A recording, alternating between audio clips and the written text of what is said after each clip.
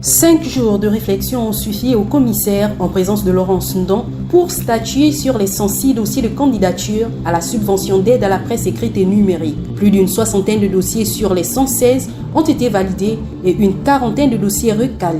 Carnot Atomomengue, membre de la commission.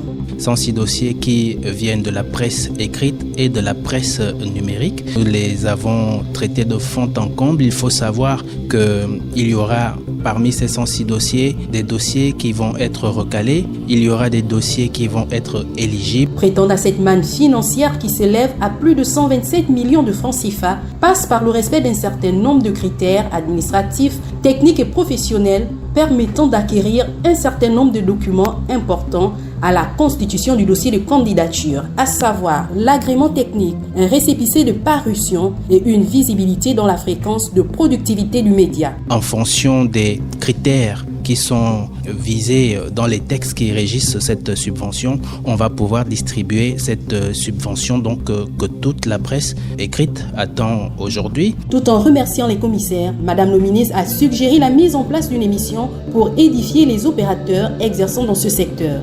Il faut dire que la demande de subvention à la presse écrite et surtout numérique devient de plus en plus croissante et le soutien alloué connaît une baisse considérable de 500 millions de francs CFA à sa création.